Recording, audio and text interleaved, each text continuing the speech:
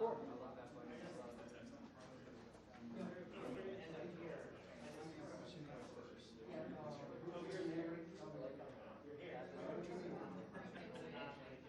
Oh yeah, Boogie, don't get one of those.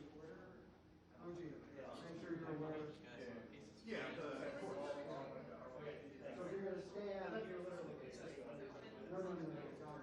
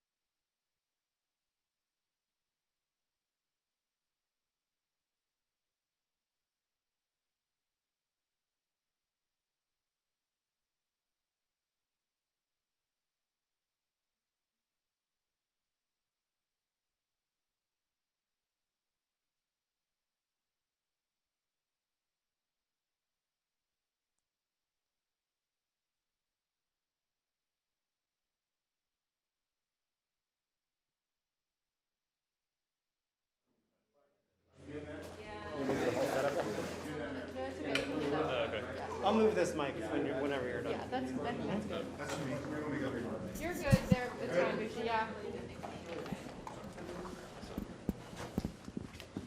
How's that? Perfect. Thank you. That's still the best mix for the air. Felt like we were I have one at home. It's covering the key, the 40 and the 40, the 56. This is COVID I just related. can't get. Yeah, we just felt like it was a little close. This thing is wide, it's one pure As mix much as you can, just stay behind that. This center. feels better. This feels better. Feels good. Thanks, guys. All right. And you guys are also free to, spread yourselves. All right, let's go. We're ready. Plenty of room. Yeah, a lot of room. We're ready. What? We're ready. You're ready? Okay, I'll call him. Okay. People coming on beaches with a lot of kind of sucks in it. It's nice.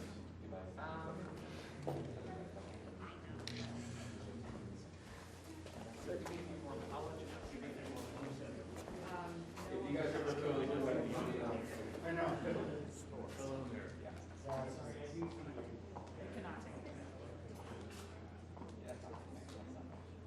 You good? You good? You good? Yeah, we.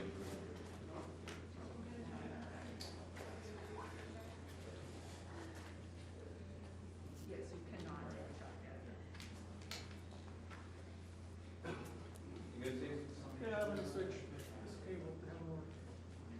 From my monitor. Okay, Doug. Beautiful ring. So, you heard me. I said, okay, Tiger. Checking the clothes. Yep. So it's working. Now I got to change it.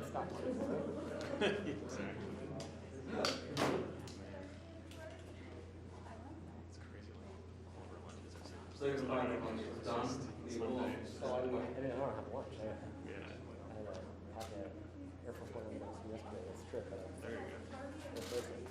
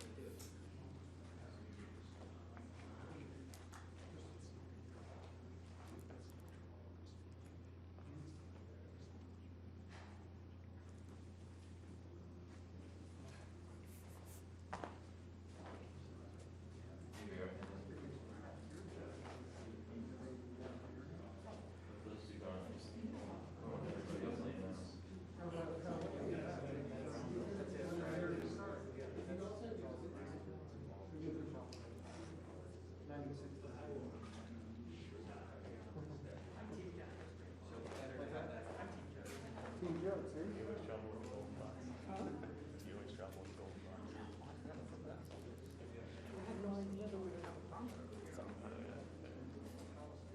So who put that up? Did you set the camera thing through a prompter on? No, they provide the prompter and just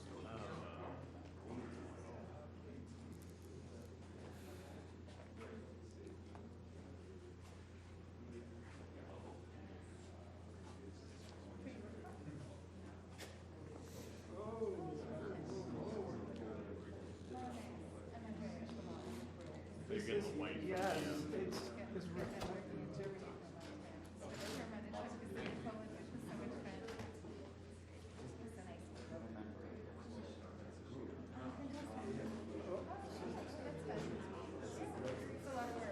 Hey Joe, do you have attendees by chance? Who else is expected to join them? Well, especially given at this point, I'm just expecting a brother. All right. The prompter is reflecting.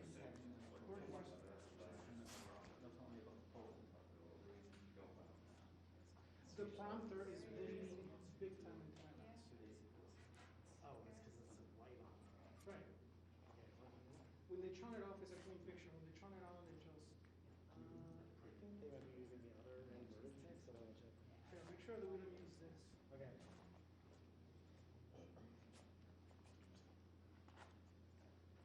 It's the prompter. It's the prompter. Making adjustments. The prompter. I know. That's what I noticed, even from out there. What's wrong? The light? See, it looks away. Is it on now? Yeah, it switched the. It's on black. Yeah, they must have fixed it. Yeah, it's different in here. Gone.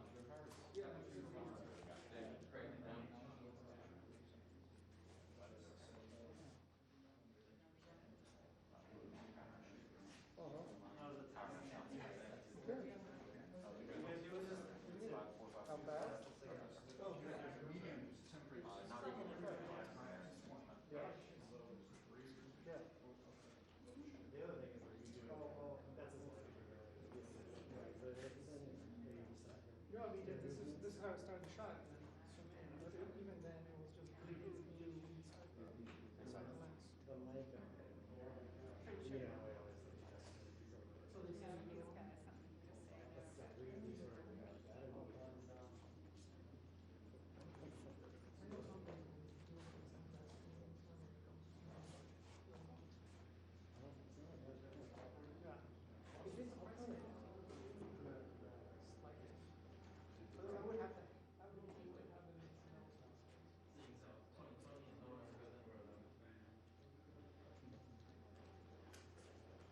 Jeff's only a channel 2 for questions. Yes, it's going to my wireless mode.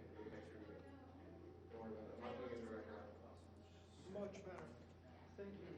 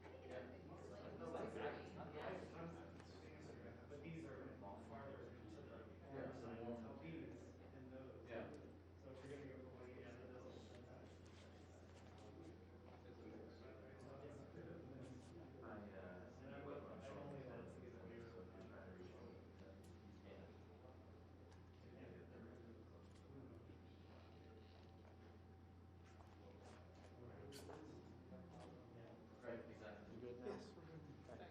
It was inverted. Okay. Not yet. Hey, Judd, just for like Not yet. watching email, would the list go out on the press list or would you send that? I do not have the list yet, so. Okay. Okay. No. Okay.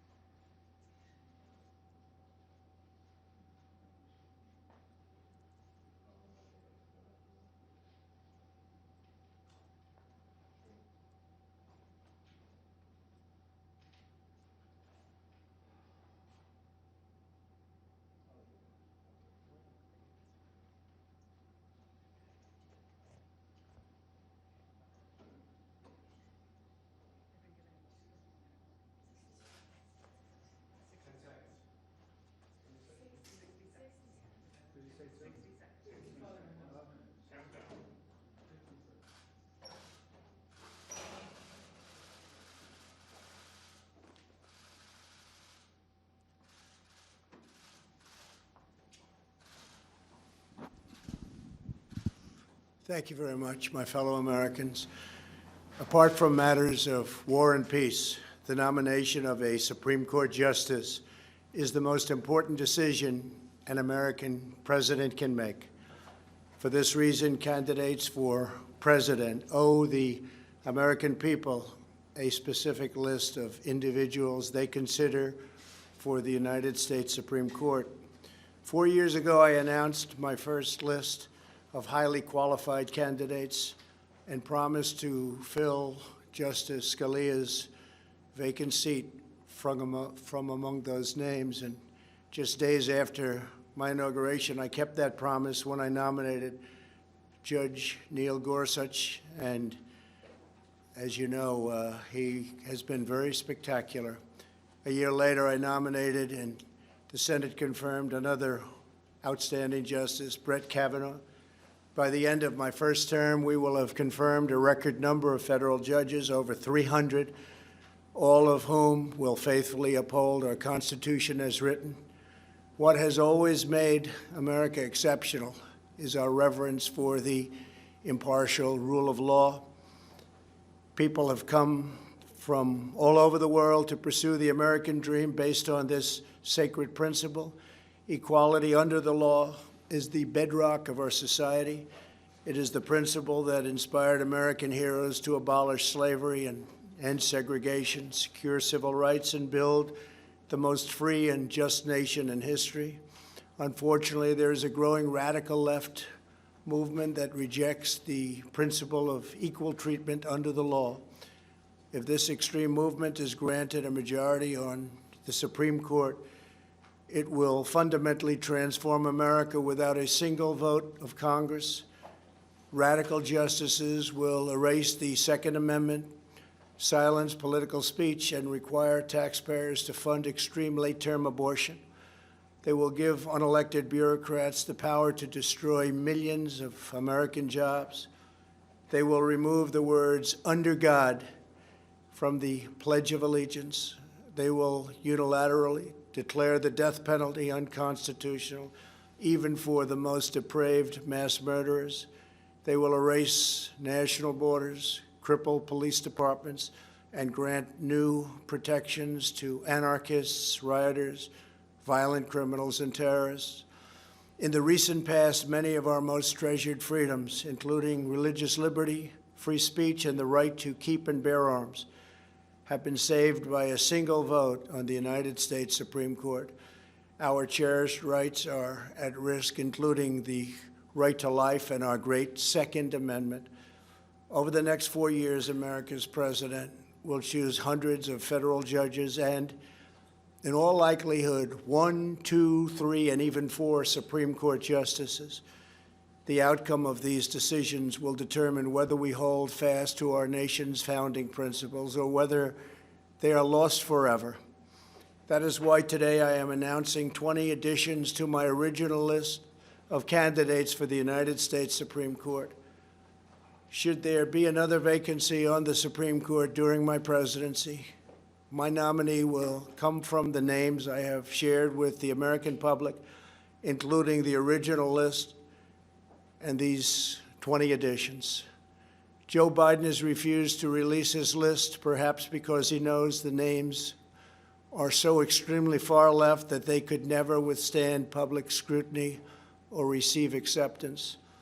He must release a list of justices for people to properly make a decision as to how they will vote. It is very important that he do so. My original list of potential justices include many of our nation's brightest legal minds, such as Bill Pryor, Amy Coney Barrett, and Thomas Hardiman, outstanding people. Like those distinguished individuals, the 20 additions I am announcing today would be jurists in the mold of Justices Antonin Scalia, Clarence Thomas, and Samuel Alito. Their names are as follows: Bridget Beatty of Arizona, judge on the Ninth Circuit Court of Appeals. Daniel Cameron of Kentucky, Attorney General of the Commonwealth of Kentucky. Paul Clement of Virginia, former Solicitor General of the United States. Senator Tom Cotton of Arkansas. Senator Ted Cruz of Texas. Stuart Kyle Duncan of Louisiana, judge on the Fifth Circuit Court of Appeals. Stephen Engel of the District of Columbia, Assistant Attorney General for the Office of Legal Counsel at the Department of Justice. Noel Francisco, former Solicitor General of the United States. Senator Josh Hawley of Missouri. James Ho of Texas, judge on the Fifth Circuit Court of Appeals. Gregory Katsas of Virginia, judge on the District of Columbia Circuit Court of Appeals. Barbara Lugoa of Florida, judge on the 11th Circuit Court of Appeals. Christopher Landau of Maryland, United States Ambassador to Mexico. Carlos Muniz of Florida, Justice on the Supreme Court of Florida. Martha Packold of Illinois, Judge on the District Court for the Northern District of Illinois. Peter Phipps of Pennsylvania, Judge on the Third Circuit Court of Appeals. Sarah Pitlick of Missouri, Judge on the District Court for the Eastern District of Missouri. Allison Jones Rushing of North Carolina, Judge on the Fourth Circuit Court of Appeals. Kate Todd of Virginia, Deputy Assistant to the President and Deputy Counsel to the President. Lawrence Van Dyke of Nevada, Judge on the Ninth Circuit Court of Appeals. Every one of these individuals will ensure equal justice, equal treatment, and equal rights for citizens of every race, color, religion, and creed. Together, we will defend our righteous heritage and preserve our magnificent American way of life. Thank you. God bless America. Thank you very much. Thank you. Does anybody have any questions on the judges? Please. Anybody on the judges? Excuse me. Any questions? They're outstanding people, very important decision. Very important that Joe Biden put up potential nominees. I think it's a very important thing for our country that he do that. Okay, please, go ahead. Do you have a question? Question? Have you spoken to these candidates? Can you address the concerns from the Woodward book in regards to whether did you mislead the public by saying that you downplayed the coronavirus and that you repeatedly did that in order to reduce panic? Did you mislead the public? Well, I think if you said in order to reduce panic, perhaps that's so. The fact is I'm a cheerleader for this country. I love our country. And I don't want people to be frightened. I don't want to create panic, as you say. And certainly I'm not going to drive this country or the world into a frenzy. We want to show confidence. We want to show strength. We want to show strength as a nation. And that's what I've done. And we've done very well. We've done well from any standard. You look at our numbers compared to other countries, other parts of the world. It's been an amazing job that we've done. I think it's very sad in many respects because the incredible individuals working so hard on it, including our vice president, they've done this great job. They haven't been acknowledged by the news media, and they should, for the job we've done, whether it's ventilators, and now you'll see very soon with vaccines and with therapeutics. The job we've done has been incredible. But we don't want to instill panic. We don't want to jump up and down and start shouting that we have a problem that is a tremendous problem, scare everybody. And I'll tell you the other thing, we immediately started buying all over the world. We started buying masks and gowns and everything else, and we don't want to cause pricing to go up to a level that becomes almost unaffordable. So, yeah, in that sense, I agree with it. Yeah, please. How do you reassure the American public going forward that they can trust what you're saying? Well, I think that's really a big part of trust. We have to have leadership. We have to show leadership. And the last thing you want to do is create a panic in the country. This was a horrible thing. It was sent to us by China. Should not have happened, should never have happened. This is a disgusting, terrible situation that was foisted upon us, and we have to show, we just don't want to use, the best word is panic. We don't want to have to show panic. We're not going to show panic. And that's exactly what I did. And I was very open, whether it's to Woodward or anybody else. It's just another political hit job. But whether it was Woodward or anybody else, you cannot show a sense of panic, or you're going to have bigger problems than you ever had before. Please. Respectfully, sir, your comments amounted to more than trying to reduce panic. So on February 7th, you told Woodward it's more deadly than your strenuous flu. But then publicly, you go ahead, please. Mr. President, don't you think if you were more forthright with the American people, more lives could have been saved? Do you take responsibility at all for some of the 200,000 deaths that we've had? So I think if we didn't do what we did, we would have had millions of people die. We closed up our country. We closed it up very, very quickly, very effectively. We did a job. We learned about this horrible disease, along with the rest of the world, which had to learn about it. And then we opened it up, and now we know the vulnerable. We know who it attacks, who it's so vicious against. And I think we've done, from every standpoint, a incredible job. We shouldn't have lost anybody. Nobody should have lost. China released something that they shouldn't have been allowed to, they should not have released. It came out of China. It went to Europe. It went all over the world. Should have never happened. They could have stopped it. They stopped it from going into the remainder of China. It started in Wuhan, and they stopped it. But they didn't stop it from coming to our country. Now, we had to show calm. We had to show, you know, if it was up to you or whoever, I have no idea what he said in the book. And again, it's a book that I gave him some quotes, and frankly, we'll see how the book turned out. I have no idea. You're asking me questions for the first time. But again, the last thing we can show is panic or excitement or fear or anything else. We had to take care of the situation we were given. Now, long before anybody else wanted to do it, I closed our borders to a very heavily infected China. If I didn't do that, we would have had hundreds of thousands more people die. Dr. Fauci said it. Many people said it. It was a great decision. It was a decision I made, and I had to make. It was a decision that a lot of people thought I was wrong. Nancy Pelosi said I was wrong. Joe Biden said I was wrong. They all came back, and they said it was the right decision. And I was way early. That was in January, the end of January I did that. So that was a very good thing we did. Otherwise, we would have had hundreds of thousands more. But if we didn't close the country, we would have been talking about millions of people instead of the numbers that we have right now. You mentioned that you were trying to avoid price gouging, but you mentioned to Bob Woodward that you recognize that this virus spread through the air on February 7th.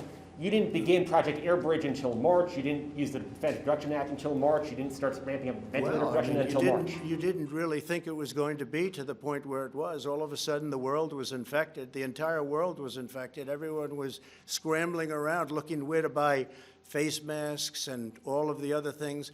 We've opened up factories. We've had tremendous success with face masks and with shields and with the ventilators. We're now supplying the rest of the world. We have all the ventilators we can use. And remember this, the ventilators were very important. Not one person that needed a ventilator didn't get it. And these are very complex, expensive machines to make. We opened up something like hadn't been done since the Second World War.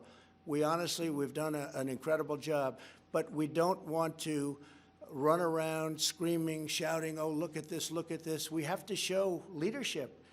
And leadership is all about confidence. And confidence is confidence in our country. And our people have been great. We've been put through a lot by China, by releasing this, by having this come here. We were put through a lot. They could have done something about it, and they chose not to. I am very honored to have presented to you today a list of 20 incredible people, and we will talk later. I'm sure we'll be meeting later in the day. Thank you very much. Thank you.